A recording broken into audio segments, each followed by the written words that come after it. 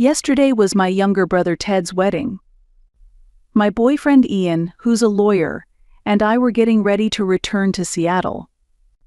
Before checking out of the hotel, I opened my banking app to pay the hotel bill, but the number on the screen froze me in place. Ian, my voice trembled. What is it?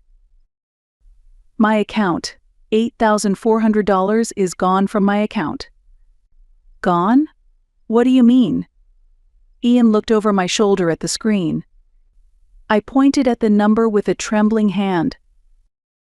There was over $10,000 here last weekend. Now there's only $1,600. Ian frowned and took my phone. He quickly checked the transaction history and saw a series of unfamiliar transfers. $2,000 toward a credit card payment under my sister Amelia's name. $4,000 to an account under the name of her husband, Nicholas. $2,400 to my mother's account. All of it was done last night, while I was in the shower. I was at a loss for words. I didn't make these transactions. Someone accessed your account. Ian's voice was low and edged with anger. Anna, we need to contact the bank immediately. As we came down to the hotel lobby, my mother called. The timing was strange. Anna? Thank you for yesterday. Ted was really happy. Her voice was as normal as ever. Mom, I need to ask you something. I tried to sound calm. There were several $1,000s transferred from my account yesterday. Do you know anything about that? After a brief pause, she laughed brightly. Oh, that! It was actually less than I expected. Her words froze me. What do you mean? Amelia said so. She saw your account had more money than she thought, so we decided to split it. My mind went blank. Nicholas said you always have money, but no real use for it. Just think of it as a wedding gift for Ted, okay? Ian noticed my expression and came closer. I put the call on the speaker. Mom, that's theft. My voice trembled. Oh, don't be so dramatic. We're family, aren't we? You always think only about yourself. You're single and make a high salary, of course you should help your family. Ian took the phone from my hand. Hello, I'm Anna's boyfriend. What you've done is illegal. Withdrawing money from her account without her permission is a crime. Oh, the lawyer. Stay out of family matters, will you? Her voice grew colder. I took the phone back. Mom, how did you access my account? Ask Amelia. She did it. And with that, she hung up. We left the hotel and got into the car. Ian silently held my hand. Let's go to my parents' house, I said firmly. I want to hear the truth directly. 30 minutes later, we were standing at my parents' front door. Before I knocked, Ian placed a hand on my shoulder. Stay calm. Don't let emotions take over. I nodded and knocked. A voice came from inside. It was Nicholas. My father opened the door. Oh, Anna. I thought you were leaving already. I walked straight to the living room. Amelia, Nicholas, and my mother were there. Nicholas still had a smile on his face. I was sure he was the one I had heard laughing earlier. They had been talking about something, but fell silent when I entered. How did you access my account? My voice shook. Amelia shrugged. In the hotel room, while you were in the shower. Your password was easy. You always use the same one. Why? My voice was hoarse. Nicholas replied. Why? Because we needed the money. You live a luxurious life alone, but we have kids to raise. He spoke as if it was the most natural thing in the world, lounging on the sofa. Anger surged inside me. Don't try to justify stealing. Anna, don't make such a big deal out of this. My mother said it in a tone meant to calm me down. My father, still seated, opened his newspaper. Keep your voice down. Ian stepped forward. Anna has supported all of you for years. She gave Harry an expensive birthday gift. She bought Margaret a game console. Isn't that enough? Amelia scoffed. That's just her duty, isn't it? Anna's single, no kids. We have responsibilities. Harry's lessons, Margaret's school, all of it costs money. Nicholas, still smiling, added, It was only a small portion of your money anyway. You make a lot, don't you? I felt a flood of memories flash before my eyes like a slideshow. The list of wants Amelia had sent for Harry's 10th birthday. Even the cheapest item was over $300. I had wanted to say no, but my mother said, You're not going to give your niece anything? You're better off than the rest of us, and in the end, I bought an expensive tablet. Now those moments look different to me. I wasn't blessed I was being used. I want it back, I said firmly. Every cent. Right now. Nicholas laughed again. That's impossible. It's already gone. We used it for Ted's wedding gift to pay off some debts and a little shopping. Shopping? Amelia answered. The smartwatch Nicholas wanted. The same one you were flaunting. My head spun. Flaunting? That was a gift from Ian to celebrate my promotion, something precious to me. Anna, my mother said. You always overreact. We're family. It's only natural to lend and borrow money. Lend and borrow? Ian said. This is theft. My father raised his head for the first time. Young lawyer, don't be dramatic. Don't bring the law into a family matter. I stood frozen. This was my family. The people I had loved and supported. But to them I was just an ATM. Anna, let's go, Ian said, placing a hand on my shoulder. There's no point in staying. As we walked toward the door, Amelia called out from behind. Don't be so mad. With your salary, you'll make it back in no time. And we truly needed that money more than you. When I turned around, she looked like she meant every word. Not a trace of guilt. As if I was selfish for trying to protect my own money. Goodbye, I said. Don't ever contact me again. When I got into the car, the tears came. How can a family be this cruel? I rested my head against the steering wheel and cried. Ian silently rubbed my back. Anna, I wasn't joking earlier. This really is a crime. What they did is illegal access and theft. But they're family. That doesn't give them the right to hurt you, he said, his eyes serious. Think about it. If a stranger stole $8,400 from your account, wouldn't you go straight to the police? I nodded. Then why should it be okay just because they're family?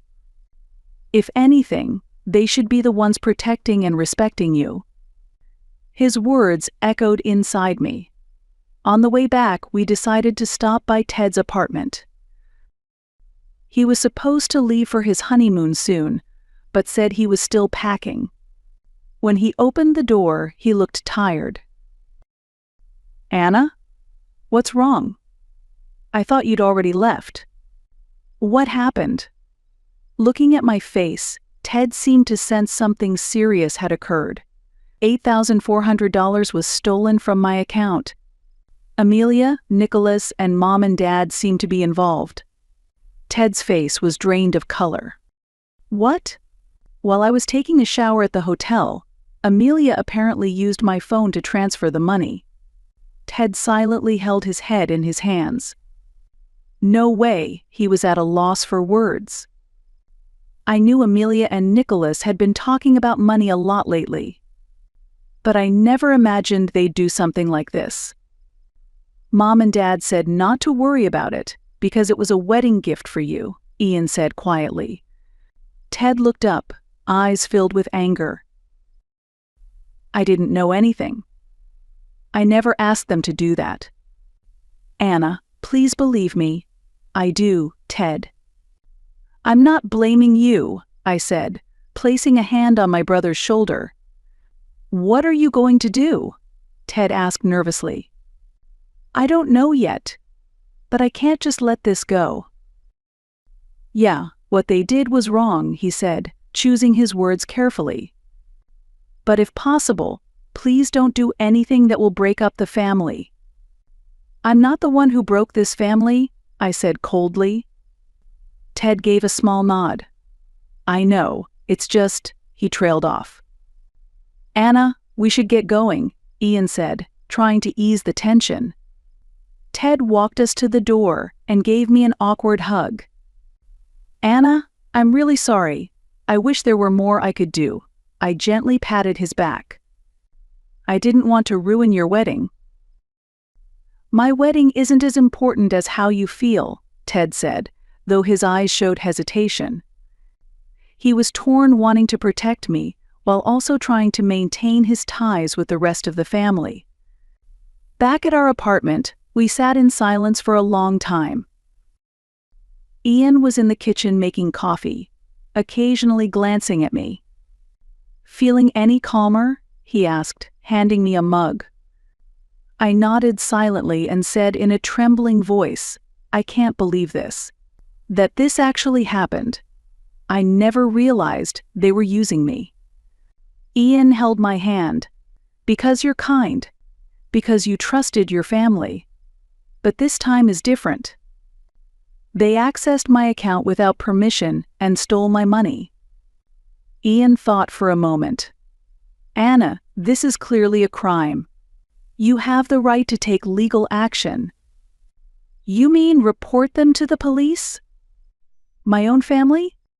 Yes, they're the ones who did something wrong. Not you. The next morning, Ian left early saying he had some things to look into. I stayed home from work and spent the whole day in the apartment. In the afternoon, Ian returned. Take a look at this, he said, carrying a large file. He spread it out on the living room table, materials on financial crimes, and a detailed guide on how to gather evidence of unauthorized access. I consulted with a colleague at my firm who specializes in financial crime, Ian explained. According to her, financial exploitation by family members is more common than we think. Single high-income earners tend to be targets. I flipped through the documents. Is all of this really necessary? They're my family. Ian looked serious. Anna, what they did was a crime. If you don't do anything this time, they'll just do it again. And next time it could be for even more. So what should I do? First, we collect evidence, he said. Bank statements, signs of unauthorized access, past transfer records, all of it. From that day on, I began reviewing my financial records for the past 3 years in detail. I sorted everything chronologically: bank statements, transfer records, emails, text messages. There's so much, I said in disbelief, opening the file. Just in the past year, the total amount I had sent or loaned to my family exceeded $15,000. The list went on and on. This isn't normal, I said as I looked at the list. This is one-sided exploitation. Another thing I noticed was the pattern in how they asked for money. They would start with sweet words, and when I hesitated, they'd say things like, "We're family," or "You're more fortunate than us," to make me feel guilty. And finally, they would end with blame. "You're selfish." It's mind control. Over the weekend, Ian brought over a lawyer friend. Her name was Sonia, and she specialized in financial crime. Anna, this is a clear case of financial abuse. Just because their family doesn't make it acceptable. But, think about it. If this were about Ian, and a stranger had stolen $8,400 from his account, what would you tell him? I'd tell him to report it to the police. And what if it were his parents or siblings? I fell silent. A crime is a crime, Sonia said. Being family doesn't mean they get a free pass. In fact, because they're family, it's an even deeper betrayal. Her words pierced my heart. Ian spoke quietly. Anna, I'll support whatever decision you make. But you're not alone. We're in this together. Because I love my family, I have to stop their behavior. They don't respect me. They ignore my feelings and have betrayed my trust. I made up my mind. Ian, let's do it. I'll report this to the Financial Crimes Division. He exhaled with relief. You're making the right choice, Anna. We scheduled an appointment with the Financial Crimes Division. The officer in charge was a woman named Taylor, Ms. Moore. Please tell me the full situation, she said. I began explaining in a trembling voice what happened on the night of the wedding, the $8,400 that vanished from my account, my family's reaction, and the pattern of exploitation over the last 3 years. Taylor listened quietly, occasionally taking notes. Ian sat beside me, adding technical explanations when needed. Do you have any evidence? Taylor asked. Ian handed over a prepared folder. Bank records, evidence of unauthorized access, patterns of previous transfers, emails and text message conversations. After thoroughly reviewing the contents, Taylor looked up. Ms. Moore, this is clear evidence of financial crime. There are signs of unauthorized access, theft, and possibly long-term financial abuse. What happens next? I asked nervously. First, we'll begin a preliminary investigation. That includes interviews with involved parties, gathering further evidence, and verifying the legal criteria for the crime. If enough evidence is found, we'll forward the case to the prosecutor. I took a deep breath. Will they be arrested? It depends on the circumstances. However, actions such as freezing accounts or seizing assets may be taken. The reality of the situation began to sink in. My own family might face legal consequences. Are you having doubts? Taylor asked gently. I shook my head. No, it's just they're my family. Ms. Moore, she said seriously. One of the most common cases we handle involves financial crimes committed by family or close relations. You are a victim. Please don't blame yourself. Those words felt like something inside me had been released. I was a victim. And victims have the right to seek justice. Please proceed with the investigation, I said with resolve. The next morning, my phone was flooded with text messages and missed calls. All from my family. The first message was from Amelia. Anna, did you really report us to the police? They're saying our accounts might be frozen. I can't pay Harry's tuition or take Margaret to her dance lessons. I can't believe you'd do this to us. Next came a message from Nicholas. And then one from my mother. Anna, what have you done? The police came to the house. What will the neighbors think? You've brought shame to this family. Please withdraw the report immediately. Your father says his heart is hurting. What if something happens to him because of you? I replied with only one line. That's your own doing. I don't care. There's no going back to the version of me who allowed herself to be used, The next day, when I returned home from work, Amelia was standing in front of my apartment. Her eyes were red and her makeup was smudged. "Anna," she shouted the moment she saw me. "Why are you doing this? We're family." "Amelia," I said, keeping my distance. "If you want to talk, I'll call Ian." "That lawyer?" She scoffed. "He's the one controlling you. You weren't like this before you met him. You used to care about your family." "Caring about family and being exploited are two different things," I said with a trembling voice. "Exploited?" Amelia raised her voice. "All we did was ask for help. Now Nicholas might lose his job because the police contacted his company. What about Harry and Margaret? Have you even thought about them?" At that moment, I felt a wave of anger. Have I thought about them? I've always thought about everyone else. But did anyone think about me? When you stole money from my account, did any of you think about me? Amelia took a step back. For the first time, I saw fear in her eyes. You've changed," she murmured. "That's right. I have changed, because I'm done being used." A few days later, Ted came to visit. I heard everything.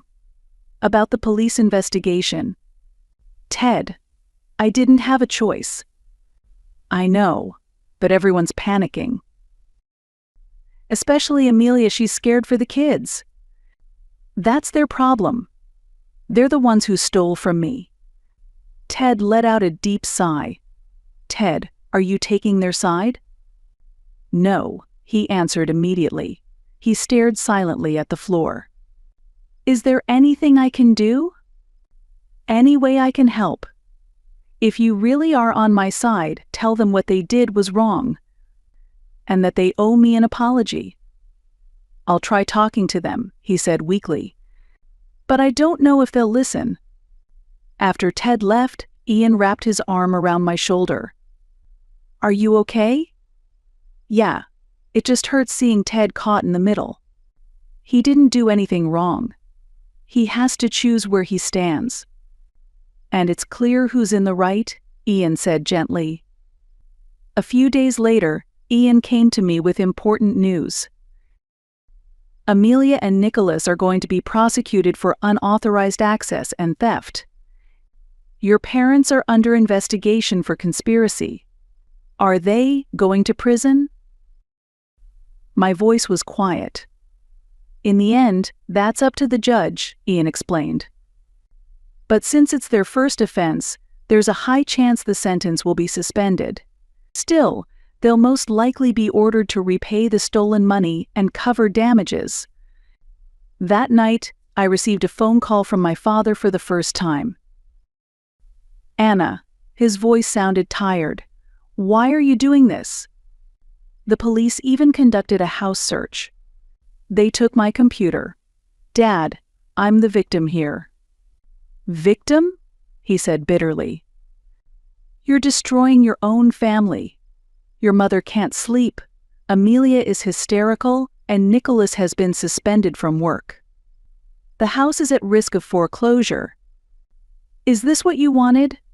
I took a deep breath. "This is the consequence of all your actions." "It's not my fault." There was silence on the other end. "You're no longer our daughter. You betrayed this family, and you're not welcome back." After the call ended, I collapsed to the floor. I wanted to cry, but no tears came. Instead, a strange sense of release spread through my chest. His words hurt, but at the same time, it felt like the chains that had bound me for years had finally broken. That weekend, Officer Taylor contacted me again. "Amelia Walker and Nicholas Walker have been formally charged. As for your parents, due to insufficient evidence, they will not face criminal charges. However, they may still bear civil liability. There will be a preliminary hearing next week. After that, the trial date will be scheduled." She hesitated for a moment before continuing. Ms. Moore, have you experienced any pressure or threats from your family? I recalled my father's final words. They've disowned me. That must be difficult, Taylor said sympathetically. But your safety is our top priority. If needed, we can consider a restraining order. I told Ian everything, what my father had said, and how I felt cut off from my family. Anna, you're doing the right thing, Ian said. There are consequences to their actions. And it's not your fault. But I've lost my family. Real families are the ones who respect you and care about you, Ian said quietly. They didn't respect you. They ignored your boundaries and betrayed your trust. That's not what family does. A few days later, an unfamiliar envelope appeared on my desk. Inside was a letter from someone named Marty Davis. I remembered she was Nicholas's cousin Amelia's husband's relative. Dear Anna, the letter began. You may not remember me, but I'm Nicholas's cousin. We met a few times at family gatherings. I heard about what you did, and I want to thank you. I was surprised and continued reading. I was in a similar situation. My family kept borrowing money from me and never paid it back. And when I refused, they called me selfish. But hearing that you stood up for yourself gave me courage. I realized I have the right to set boundaries and say no. Thank you for your bravery. Holding the letter to my chest, I felt for the first time that what I had done was right. It wasn't revenge. It was an act of self-protection. And it was something that had empowered others like Marty. Over the weekend, Ian said, I want to take you somewhere special, just for a change of pace. He drove me to a beautiful lakeside spot outside Seattle. It was sunset, and the lake glowed orange beneath the setting sun. This place is gorgeous, I said in awe. Ian took my hand and led me to a dock by the water, where a small table and candles were set. What's all this? I wanted to make today special, he said with a smile. We enjoyed a delicious dinner, and as the stars began to appear, Ian suddenly stood up. Anna, he said, kneeling before me and pulling a small blue velvet box from his pocket. My heart started to race. These past few weeks, I've seen how strong and brave you are, Ian said seriously. You stood up for yourself. That's not easy. But you did it. He opened the box, revealing a simple but beautiful diamond ring. Anna Moore, will you marry me? Let's start a new life together, a new family. Tears rolled down my cheeks. They weren't tears of sorrow, but of release and hope. Yes, I said in a trembling voice. I'll marry you. I may have lost my blood family, but I was given the chance to create a new one. And this time it would be a healthy relationship, one built on mutual respect. The investigation period ended, and the court date was set. A few days before that, I received an unexpected message. It was from Ted. Anna, he approached me hesitantly. Can we talk for a moment? Of course. I've been thinking a lot, he began, choosing his words carefully. You're right, completely right. What they did is inexcusable. I'm going to testify today. On your side. I was speechless with surprise. Ted went on to explain. I knew that Amelia and Nicholas had been planning this for a while. I even knew they were going to use the wedding as a cover.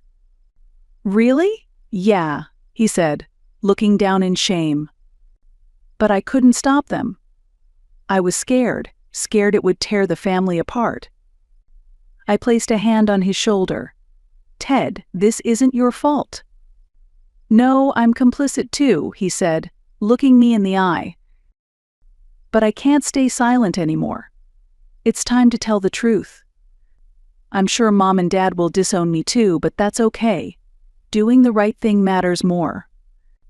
In court, Ted's testimony became the deciding factor.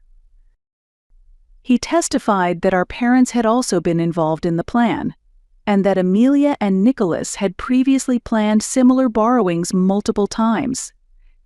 The day of the preliminary hearing arrived. Amelia and Nicholas appeared with their lawyer. Their faces were stiff, and the looks they gave me were filled with anger. The judge reviewed the evidence and scheduled the official trial date. For my protection, the judge also issued a temporary restraining order against the entire family. As we were leaving the courthouse, I met Amelia's gaze for the first time. What I saw on her face wasn't just anger anymore, it was fear. The kind that comes when someone begins to understand the gravity of what they've done. Ian placed his hand on my shoulder. "You okay?" "Yes," I nodded. "I'm okay now." That evening, we went to a restaurant in the Seattle suburbs to celebrate our engagement with Ian's parents. They knew about my situation and expressed deep sympathy. "You're part of our family now," Ian's mother, Estella, said. "Family means taking care of one another and treating each other with respect." Tears welled up in my eyes at her words. It was the moment I truly understood what a real family looked like. As we left the restaurant, Ted was waiting outside. "Ted," I said, surprised, and hugged him. "What are you doing here?" "I heard from Ian," he said shyly. "Congratulations." "Really?" I looked at Ian. He was smiling. "He's your family. Your true family." "Ted, what will you do now?" I asked with concern. "I'll be okay," he answered confidently. "I'm planning to find a new job. In Seattle." "In Seattle?" "Yeah," he nodded. "I want to be close to you, as a real family." His words filled my heart with warmth. I hadn't lost everything. I still had my brother Ted, and I was beginning to build a new family. A few weeks later, I received another message from Marty Davis. This time, it was an email. "Dear Anna, thanks to you, I've started reclaiming my own life. Your courage inspired me to say no to my family. I didn't take legal action like you did, but your story is reaching many people. You helped me realize that we don't have to silently endure exploitation just because it's done in the name of family." After reading her email, I took a deep breath. The knowledge that my actions were giving others strength filled me with warmth. And then the official trial began. Amelia and Nicholas pleaded guilty during the arraignment. Their lawyer requested a suspended sentence, citing financial hardship and the presence of children. The judge considered all the evidence and mitigating circumstances before delivering the verdict. The defendants are hereby sentenced to 3 years of probation for the crimes of unauthorized access and theft. They are ordered to repay the stolen amount of $8,400 and pay $5,000 in damages for emotional distress. Furthermore, they must comply with a 5-year restraining order prohibiting contact with the victim. As I left the courthouse, I felt unexpectedly clear and calm. This wasn't revenge. It was justice. And it was self-defense. That night, the local news covered the case. Under the title, "The Reality of Financial Crimes Within Families," my case was introduced anonymously. It became a trigger for raising awareness about financial abuse committed by family members. After the broadcast, messages began appearing in my social media inbox. Strangers shared that they, too, had suffered in similar situations. "Thank you for your courage. You've given me the strength to stand up." Messages like these poured in. Ian smiled beside me. Look, Anna, you're becoming a symbol of hope for so many people. 60 days passed after the verdict, and the payment deadline came and went. Then surprising news arrived. The court's orders had been enforced. Amelia and Nicholas's bank accounts were frozen. Some of their assets were seized to cover the damages.